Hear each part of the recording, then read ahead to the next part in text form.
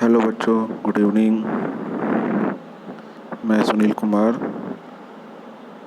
हम लोग एमएमआई में फर्स्ट चैप्टर पढ़ रहे थे, उसी में आगे बढ़ते हुए नेक्स्ट टॉपिक है आसंग प्रणाली यानी कि सिस्टम ऑफ फिट।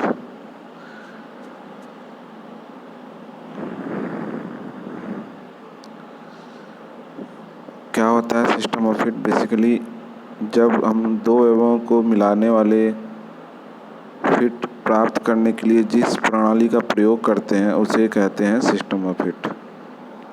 इन प्रणालियों को समूह उत्पादन में पुर्जों या अवयव के उत्पाद के समय बहुधा प्रयोग किया जाता है। ये मुख्यतः दो प्रकार की होती हैं। पहला है छिद्र आधारित आसंग प्रणाली यानी कि hole basis system of fit. इसमें छिद्र की माप को निश्चित मानते हुए उसके समकक्ष शाफ्ट के माप में विचलन प्रदान किए जाते हैं। फिर से रिपीट कर रहा हूँ, यही मेन अंतर होता है। इसमें छिद्र की माप को निश्चित मानते हुए उसके समकक्ष शाफ्ट के माप में विचलन प्रदान किए जाते हैं। शाफ्ट के माप में विचलन आसंग के प्रकार पर निर्भर करते हैं, जिसके कारण अवकाश आसंग या बाधा आसंग प्राप्त होते हैं। बर्मा या रीमर के माप के आधार पर इस प्रणाली में छिद्र का माप निश्चित किया जाता है, जैसा कि चित्र नंबर 1.13A में दिखाया गया है। इसमें क्या है, इसमें देखिए फिगर में क्या है, छिद्र को स्थिर किया गया है। स्थिर इन द सेंस यानी कि छिद्र का जो माप होगा वो स्थिर रहेगा। अगर हमको जो भी हमने ऊपर के 3 टाइप पढ़े हैं फिट के, उन तीनों टाइप के लिए इसमें शाफ्ट को विभिन्न प्रकार के डायमीटर से बनाया जाता है। सेकंड है शाफ्ट आधारित आसंग प्रणाली यानी कि शाफ्ट बेसिस सिस्टम ऑफ प्रणाली। इसके अंतर्गत शाफ्ट की माप को निश्चित मानते हुए, इससे पहले क्या था छिद्र की माप को, और इसमें क्या है शाफ्ट की माप को निश्चित मानते हुए उसके समकक्ष छिद्र की माप में विचलन प्रदान किए जाते हैं, जैसा कि सेकंड फिगर में दिख रहा है। इसमें क्या है, शाफ्ट का डायमीटर स्थिर है। विभिन्न प्रकार के फिट देने के लिए हम होल में अलग अलग साइज बनाएंगे। अब नेक्स्ट हेडिंग है या टॉपिक है छिद्र आधारित तथा शाफ्ट आधारित प्रणाली में क्या अंतर होता है। तो व्यावसायिक रूप से छिद्र प्रणाली शाफ्ट आधारित प्रणाली की तुलना में अधिक प्रयुक्त होती है, क्योंकि छिद्रों को सीमांतर के अंदर बनाने में कई प्रकार की कठिनाई आती है तथा इनको बनाने के लिए बर्मा या रीमर का प्रयोग किया जाता है, जबकि शाफ्टों को उनके सीमांतर के अंदर आसानी पूर्वक बनाया जा सकता है। इनको बनाना भी सुविधाजनक और यथार्थपूर्ण होता है। नेक्स्ट हेडिंग है मापन यंत्रों के वर्गीकरण। मापन यंत्रों को मापन प्रक्रिया, यथार्थता तथा शुद्धता के आधार पर निम्न 2 भागों में बांटा गया है। एक है नॉन प्रिसाइज इंस्ट्रूमेंट्स यानी कि असूक्ष्म यंत्र, और दूसरा है सूक्ष्म यंत्र यानी कि प्रिसाइज इंस्ट्रूमेंट। तो पहला है असूक्ष्म यंत्र यानी कि इन यंत्रों की संरचना सरल होने के साथ ही इनका प्रयोग भी सरल होता है। इन यंत्रों के अंतर्गत साधारण पैमाना, सतह plate, V block, spirit level आदि आते हैं। सूक्ष्म यंत्र, इन यंत्रों की संरचना जटिल होती है। इनके प्रयोग के लिए समुचित ज्ञान की आवश्यकता होती है। इन यंत्रों के अंतर्गत माइक्रोमीटर, वर्नियर कैलिपर, तुलनित्र, रुक्षता मापी आदि आते हैं। नेक्स्ट हेडिंग है गेज। गेज क्या होते हैं? बेसिकली गेज समूह या वृहद उत्पादन में उत्पाद की माप वर्नियर कैलिपर, माइक्रोमीटर आदि इंस्ट्रूमेंट द्वारा मापने में बहुत समय लगता है। तो इस क्रिया को सरल और गति देने के लिए गेज का प्रयोग किया जाता है। गेज मापन के लिए 2 सीमाएं निर्धारित की जाती हैं, जो कि उच्च सीमा और निम्न सीमा होती है।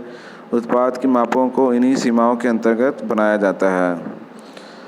इसी कारण इनको सीमा गेज भी कहते हैं।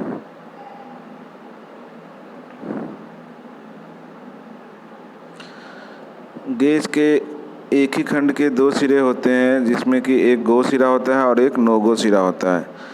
इसी बेस पे हमारा जो प्रोडक्ट है वो बहुत जल्दी इंस्पेक्ट हो जाता है कि अगर गो सिरा जा रहा है तो इसका मतलब हमारा प्रोडक्ट सही है, अगर नो गो सिरा नहीं जा रहा है तब तो सही है, अगर चले जा रहा है तो वो प्रोडक्ट हमारा गलत है। तो सीमा गेज मुख्यतः निम्न प्रकार के होते हैं। पहला है सीमा प्लग गेज। प्लग गेज है यानी कि इसको कहते हैं लिमिट प्लग गेज। इसमें क्या होता है, इनका प्रयोग छिद्रों के आंतरिक व्यास को मापने के लिए किया जाता है। यह एक या दो सिरे वाले होते हैं। एक सिरा गो तथा दूसरा सिरा नो गो गेज होता है। यह गेज ठोस, बेलनाकार तथा कठोरीकृत होते हैं और इनकी माप उत्पाद के अनुसार बनाई जाती है। इसमें देखिए ये साइड में फिगर दिया है, इसमें एक सिरा है गो सिरा, एक है नो गो सिरा और बीच में हैंडल लगा होता है। इससे क्या होता है, हम तुरंत मेजर कर लेते हैं, चेक कर लेते हैं कि हमारा जो प्रोडक्ट है वो सही बना है कि नहीं बना है। कैसे, जैसे कि मान लीजिए हमारा कोई आंतरिक होल बना है और उसका डायमीटर कुछ दे रखा है, तो उसके बेस पे इसके गो और नो गो सिरे बनाए जाते हैं।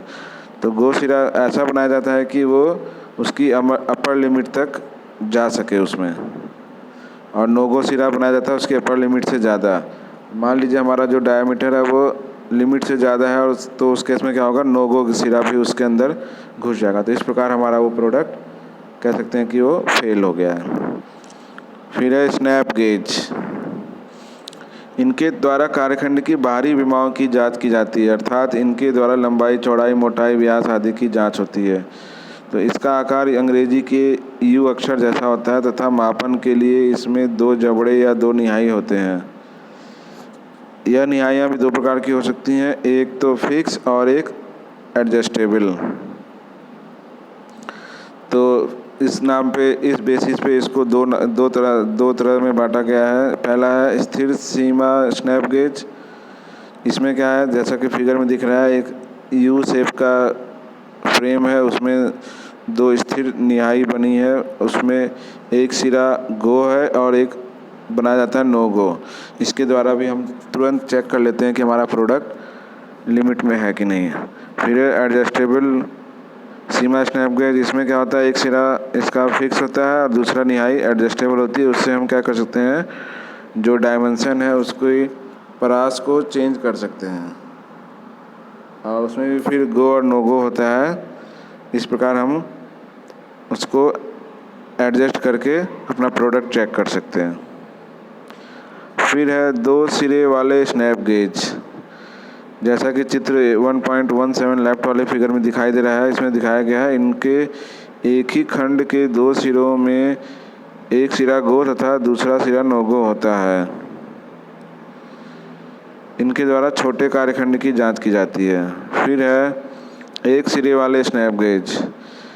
तो इसमें एक ही सिरे पर गो तथा नो गो दोनों बना होता है, जिसके द्वारा प्रोडक्ट की उच्च सीमा और निम्न सीमा जांच की जा सकती है। ये अपेक्षाकृत और छोटे कार्यखंड के लिए प्रयुक्त होते हैं। फिर है टेपर गेज। नाम ही बता रहा है, इसके द्वारा हम क्या करेंगे, आंतरिक या बाह्य टेपर की जांच की जाती है, और इस गेज पर भी नो गो और गो लिमिट बने होते हैं, जिसके द्वारा ये पता चलता है कि प्रोडक्ट सही है कि नहीं। फिर अब आए हम लोग थ्रेड गेज यानी कि चूड़ी गेज। इसके द्वारा क्या है, नाम ही बता रहा है, चूड़ियाँ चेक की जाती हैं। इनके द्वारा आंतरिक तथा बाह्य चूड़ियों की माप ली जाती है। आंतरिक चूड़ी हेतु चूड़ी प्लग गेज तथा बाह्य चूड़ी हेतु रिंग गेज या चूड़ी रिंग गेज का प्रयोग किया जाता है। चूड़ी के न्यूनतम या अधिकतम पिच व्यास के अनुसार गो तथा नो गो सिरे बनाए जाते हैं।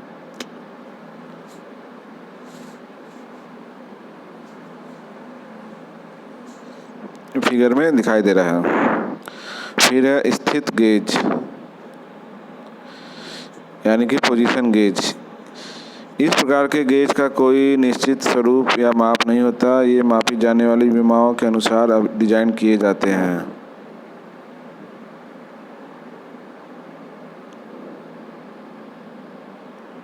देखिए फिगर में दिखाई दे रहा है, जैसे कि यहाँ एक डेप्थ को मेज़र किया जा रहा है। तो क्या है, इसको वर्नियर हाइट गेज से बार बार मापना बहुत कठिन है। तो हम क्या बना लेते हैं, इस तरह से एक गेज डिज़ाइन कर लेते हैं कि इसमें एक गो सिरा हो और एक नो गो सिरा, यानी कि एक उसकी डेप्थ के बराबर बना हो और एक मैक्सिमम डेप्थ से ज़्यादा बना हो, अपर लिमिट से ज़्यादा। तो अगर गो सिरा जा रहा है तो सही है, अगर नो गो सिरा नहीं जा रहा है तो भी सही है, लेकिन अगर जा रहा है तो वो गलत हो जाएगा।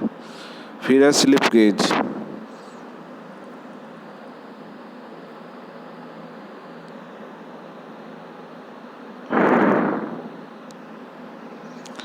स्लिप गेज क्या होता है, इनको गेज ब्लॉक भी कहते हैं। मैंने आपको दिखाया था स्लिप गेज क्या होते हैं। ये कठोरीकृत इस्पात में आयताकार आकार के खंड होते हैं। इनकी विभिन्न तथा निश्चित मोटाई होती है और इनकी विपरीत सतहें समतल, समांतर, यथार्थ तथा सूक्ष्म होती हैं। इनका प्रयोग सिरा मानक यंत्रों के अंशांकन करने के लिए, परिशुद्धता की जांच करने के लिए और साइन बार के साथ एंगल मेजर करने के लिए आदि के लिए किया जाता है। 10 मिलीमीटर तक मोटाई की स्लिप गेज की माप जो होती है वो 30 मिलीमीटर गुणा 9 मिलीमीटर होती है तथा इससे अधिक मोटी स्लिप गेज की माप 35 मिलीमीटर इंटू 9 मिलीमीटर तक होती है। स्लिप गेज को समांतरता और समतलता एवं उपयोग के आधार पर 5 वर्गों में बांटा गया है। पहला है अंशांकन ग्रेड, यानी कि कैलिब्रेशन ग्रेड। इनका प्रयोग अभियांत्रिकी में उच्च यथार्थता के लिए मानक यंत्रों के अंशांकन के लिए किया जाता है। नाम जैसा हेडिंग है वही बता रहा है। फिर है ग्रेड 1। इनका प्रयोग अति सूक्ष्म कार्यों जैसे गैप गेज की जांच व साइन बार की सेटिंग में किया जाता है। फिर है ग्रेड 2। इनका प्रयोग कार्यशाला में मशीन टूल की सेटिंग में होता है। फिर है ग्रेड 0। इनका प्रयोग निरीक्षण कार्य में किया जाता है। और लास्ट है ग्रेड 00। इनका प्रयोग अति सूक्ष्म कार्यों तथा ग्रेड 1 तथा 2 की जांच के लिए किया जाता है।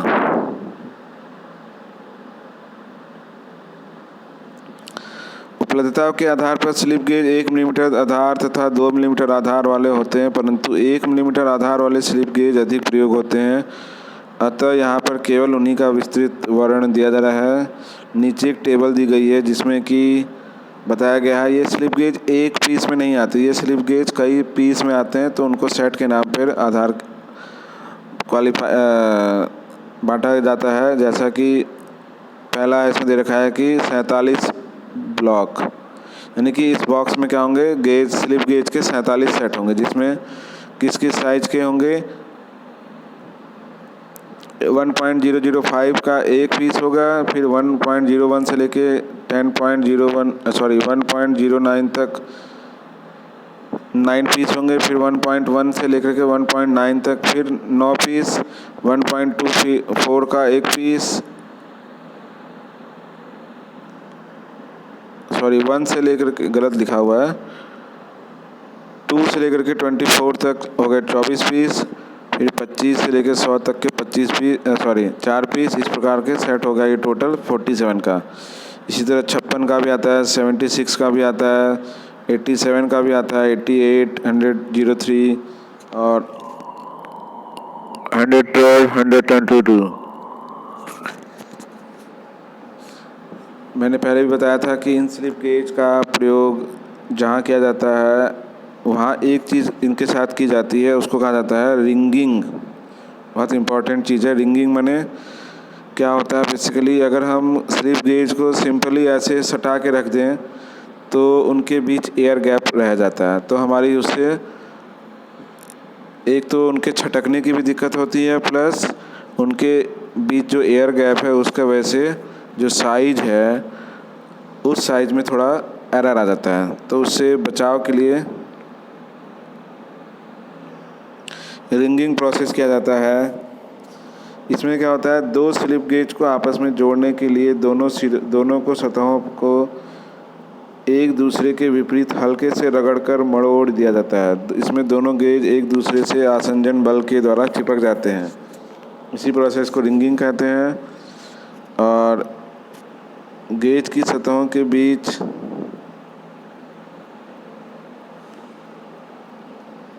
जो गैप होता है वो इससे ख़त्म हो जाता है।